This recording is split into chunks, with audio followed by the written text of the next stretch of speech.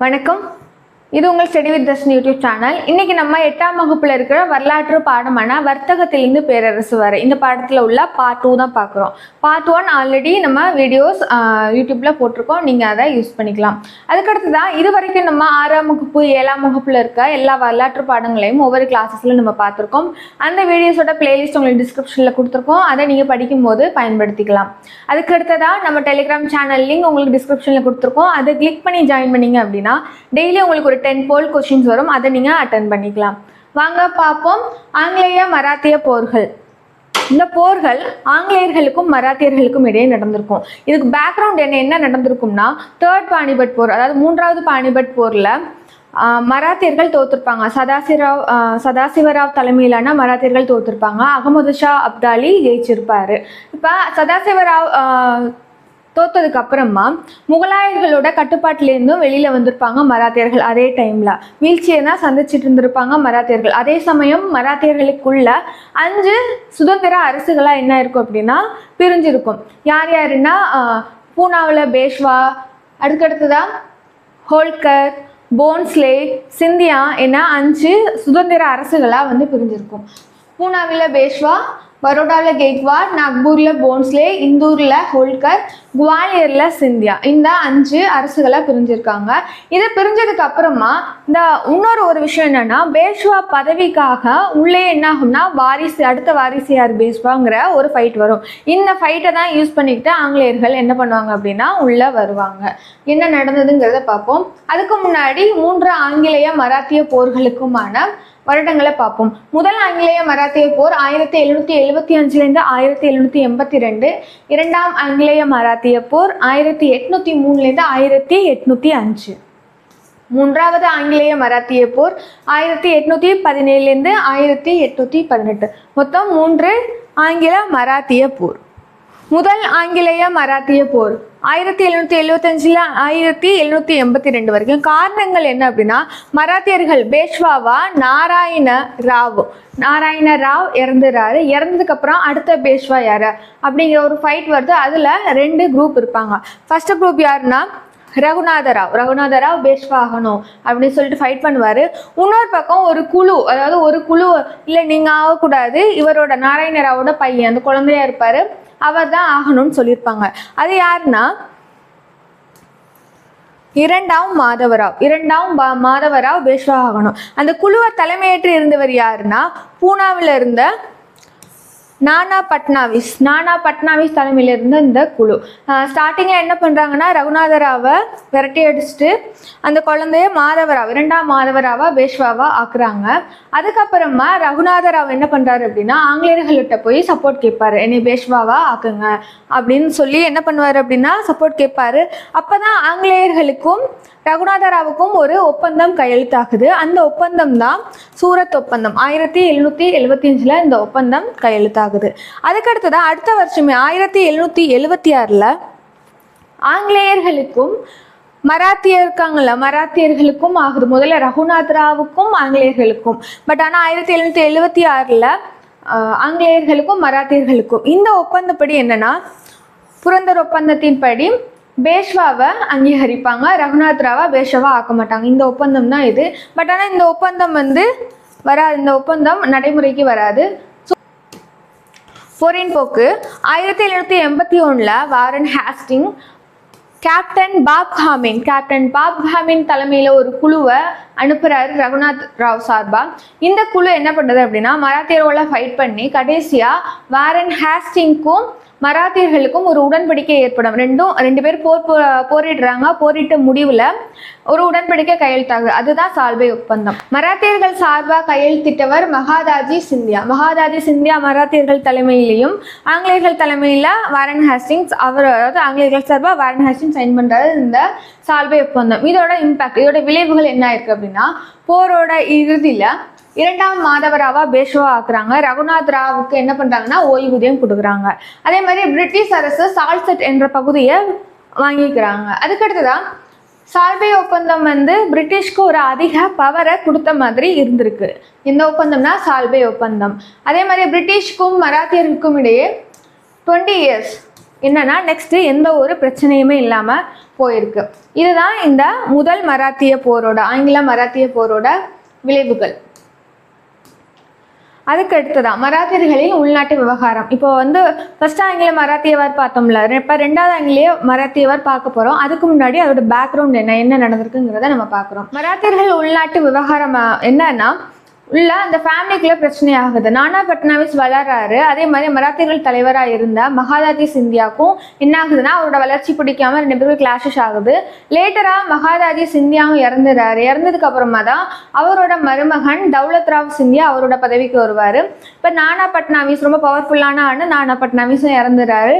Next பேஷ்வாவா இருந்த 2ஆம் மாதவராவும் இறந்துறாரு. பேஷ்வாவும் இப்போ இறந்துறாரு. ஏன் இறப்பாரு அப்படின்னா, அவர் வந்து சூசைட் பண்ணி 2ஆம் மாதவராவ் இறந்துருவாரு. அவருக்கு அப்புறமா அந்த பதவிக்கு யார் வருவானா, ரகுநாத ராவோட பையன். இந்த ரகுநாத ராவ் யார்னா, ஃபர்ஸ்ட் ஆங்கிலேய மராத்தியவார் பார்த்தோம். அது ஆங்கிலேய மராத்திய போர்ல ரகுநாத் ராவ் பேஷ்வாவா வரணும்னு சொல்லி தான் ஆங்கிலேயர்கள்ட்ட சப்போர்ட் கேட்க போயிருப்பாரு. பட் ஆனால் அந்த எண்ணில் என்னாகும் அப்படின்னா, அவருக்கு ஓய்வூதியம் மட்டும் கொடுத்துட்டு 2ஆம் மாதவராவை பேஷ்வாவா பணியமர்த்திருப்பாங்க. இப்போ பேஷ்வா இறந்துட்டாரு. இறந்ததுக்கு அப்புறமா ரகுநாத ராவ், அந்த ரகுநாத ராவோட பையனை தான் 2ஆம் பாஜிராவா பேஷ்வாவா ஆக்கியிருக்காங்க.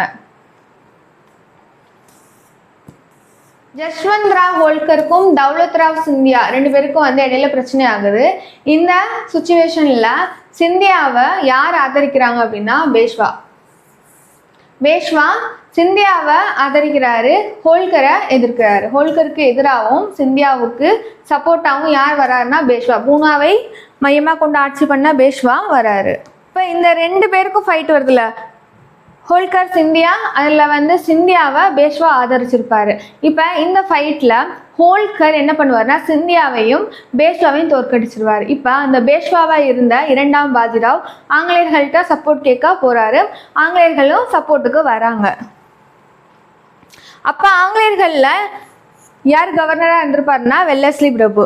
1802 பஸ்ஸின் உடன்படிக்கை, அந்த போயிருந்திருப்பார்ல யாருன்னா பாஜிராவ், 2ஆம் பாஜிராவ் போயிருப்பார். பேஷ்வாக்கும் வெல்லஸ்லிக்கும் தான் என்ன உடன்படிக்கை கையெழுத்தாகுதுன்னா, பஸ்ஸின் உடன்படிக்கை. இந்த உடன்படிக்கையின்படி பேஷ்வா என்ன பண்றாருன்னா, வெல்லஸ்லி அறிமுகப்படுத்திய துணைப்படை திட்டத்தை ஏற்கிறார். வெல்லஸ்லியோட சகோதரர் ஆர்தர் வெல்லஸ்லி கீழே பூனாவை நோக்கி ஒரு படை எடுத்து போறாங்க. அதுதான் அந்த ஃபைட்டு தான் என்னன்னா, 2ஆம் ஆங்கிலேய மராத்திய போர். 2ஆம் ஆங்கிலேய மராத்திய போருக்கான காரணம் பார்க்குறோம். இதுக்கான காரணம் என்னன்னா, முதலே பார்த்த மாதிரி பேஷ்வா துணைப்படை திட்டத்தை ஏற்றிருப்பாரு.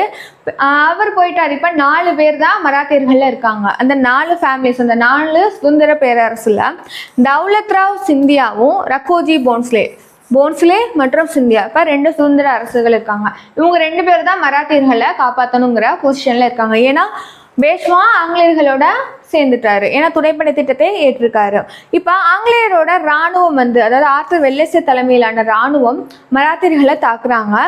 இதில் அஸ்ஸே அரக்கான் பகுதியில் சிந்தியா மற்றும் போன்ஸ்லே 2 பேரோட கூட்டுப்படையை என்ன பண்றாரு அப்படின்னா தோற்கடிக்கிறாரு. யாருன்னா ஆர்தர் வெல்லஸ்லி தலைமையிலான படைகள். போரின் போக்கு இந்த வெற்றில ஆங்கிலேயர்கள் வெற்றி பெற்றாங்க. இப்ப சிந்தியாவோட ஒரு ஒப்பந்தம், அது என்ன ஒப்பந்தம்னா சுர்ஜு அர்ஜூகான் ஒப்பந்தம். போன்ஸ்லே கூட இன்னொரு ஒப்பந்தம், அது என்ன ஒப்பந்தம்னா தியோகான் ஒப்பந்தம். சிந்தியாவோட சுர்ஜு அர்ஜுன் கான் ஒப்பந்தம், போன்ஸ்லே கூட தியோகான் ஒப்பந்தத்தை தனித்தனியாக என்ன பண்ணுறாங்க அப்படின்னா சைன் பண்ணிக்கிறாங்க. அதுக்கடுத்து 1803 தான் இது சைன் ஆயிருக்கு. இந்த போரில் ஈடுபடாமல் இருந்த ஜஸ்வந்த் ராவ் ஹோல்கர் இந்த போரில் ஈடுபட்டிருக்க மாட்டாங்க. இப்போ ஜஸ்வந்த் ராவ் ஹோல்கர் என்ன பண்ணுறாருன்னா, இன்னும் ஆங்கிலேயருக்கு கீழே வரல, ஏன்னா எந்த ஒரு ஒப்பந்தமும் கையெழுத்தாகலை ஹோல்கருக்கும் ஆங்கிலேயர்களுக்கும். அதே மாதிரி இப்போ ஹோல்கர் என்ன பண்ணணும் அப்படின்னா மராத்தியர்களை காப்பாற்றணும். 1804 ஜெய்ப்பூர் பிரதேசத்தை ஹோல்கர் அட்டாக் பண்ணுறாங்க. அட்டாக் பண்ணுறப்ப ஆங்கிலேயர்கள் அவங்களுக்கு எதிராக வந்து போர் தொடுக்குறாங்க. இதில் ஹோல்கர் ஒரு கூட்டணியை ஏற்படுத்துறாரு. ஆனால் என்ன ஆகுதுன்னா, அந்த கூட்டணி தோல்வி அடையுது. கூட்டணிக்கு யாரும் ஒன்றும் பண்ணலைன்னா ஒன்றா வரல. நெக்ஸ்ட் மராத்தியர்கள் தோத்துறாங்க. மராத்தியர்கள் ஆங்கிலேயர்களால் தோற்கடிக்கப்படுறாங்க. ஆங்கிலேயர்களுக்கு ஹோல்கர் என்ன பண்ணணும் அப்படின்னா கப்பம் கட்டணும். ஆங்கிலேயர்களுக்கு ஹோல்கர் கப்பம் கட்டணும். இது இந்த 2ஆம் மராத்திய போர். இப்போ சிந்தியா, போன்ஸ்லே, ஹோல்கர் நெக்ஸ்ட் யார் அப்படின்னா பேஷ்வா. இவங்க எல்லாமே ஆங்கிலேயர்கள் கண்ட்ரோலுக்குள்ளே வந்துட்டாங்க இரண்டாம் ஆங்கிலேய மராத்திய வாரில். இப்போ இந்த போரோட விளைவுகள் பார்க்குறோம். இந்த போரில் மராத்தியர்களின் வலிமை என்ன ஆகுதுன்னா வீக்கன் ஆகுது. அதே மாதிரி ஆங்கிலேயர்களோட பலம் என்ன இருக்கும் அப்படின்னா அதிகமாக இருக்கும். இதில் இந்த போர் என்னன்னா ஒரு ஆங்கிலேயர்கள் வர்றதுக்கு ஒரு முக்கியமான ஒரு வழிவகை செஞ்ச போராக இருக்கும் இந்த ஆங்கிலேய மராத்திய போர். இப்போ மூன்றாவது ஆங்கிலேய மராத்திய போர் அடுத்தடுத்ததான் நடக்குது. 1817 1818 நடந்திருக்கு. இதுக்கான காரணம் என்னன்னா இந்த போரில் ஆங்கிலேய படைவீரர்கள் என்ன பண்றாங்க அப்படின்னா மராத்தியர்களை நோக்கி ஆக்கிரமிப்பு நோக்கத்துக்கு என்ன பண்றாங்கன்னா அட்டாக் பண்றாங்க. இந்த அட்டாக் அப்ப யார் ஆளுநராக இருந்திருக்காங்கன்னா ஹேஸ்டிங் பிரபு அவருக்கு கீழே ஜெனரல் தாமஸ் ஹிசாப் என்ற தலைமையில ஒரு படைப்பிரிவு இதுக்கு உதவி இருக்கு. போக்கு மூன்றாவது ஆங்கிலேய மராத்திய போர்ல என்ன ஆகுது அப்படின்னா பேஷ்வா இரண்டாம் பாஜிராவ், அதே மாதிரி நாக்பூர்ல இரண்டாம் மூதோஜி போன்ஸ்லே, இந்தூர்ல மூன்றாம் மல்ஹர் ராவ் ஹோல்கரும் ஆங்கிலேயருக்கு எதிராக என்ன ஆகுதுன்னா ஒன்னா சேர்ந்து கிளர்ந்தெழுறாங்க. யாருன்னா பேஷ்வா வராரு, இரண்டாம் பாஜிராவ், அதே மாதிரில போன்ஸ்லே வராங்க. போன்ஸ்லே சார்பா யாருன்னா இரண்டாம் மூதோஜி, அதே மாதிரி ஹோல்கர் சார்பா மூன்றாம் மல்ஹர் ராவ் வராங்க. இப்போ இவங்களாம் கூட்டணி சேர்ந்து ஆங்கிலேயர்களை எதிர்த்து போராடுறாங்க. என்ன ஆகும் அப்படின்னா கடைசியாக ஆங்கிலேயர்கள் ஜெயிச்சிருவாங்க, இந்த மராத்தியர்கள் தோற்றுருவாங்க. இதுக்கப்புறமா ஆங்கிலேயர்களோட எழுச்சி என்ன ஆகும் அப்படின்னா தக்காணத்தில் ரொம்ப முக்கியமான ஒரு எழுச்சியாக வந்திருக்கும். இது மூலமாக பம்பாய் பூனா பகுதிகளெலாம் கைப்பற்றிருப்பாங்க ஆங்கிலேயர்கள். மராத்தியர்கள் வீழ்ச்சி அடைஞ்சிருப்பாங்க இந்த போருக்கு அப்புறமா. இப்போ மூன்றாவது ஆங்கிலேய மராத்திய போரோட விளைவுகள். மராத்தியர்களோட கட்டமைப்பு கலைக்கப்படுது. பேஷ்வா பதவி என்ன ஆகுதுன்னா ஒழிக்கப்படுது. பேஷ்வா இரண்டாம் பாஜிராவ் பம்பாய் மாகாணத்தோடு என்ன பண்றாங்க அப்படின்னா ஆங்கிலேயர்களோட இணைக்கப்படுது. பேஷ்வாவோட பம்பாய் மாகாணம் ஆங்கிலேயர்களோட இணைக்கப்படுது. அதுக்கடுத்ததா போன்ஸ்லே ஹோல்கர்,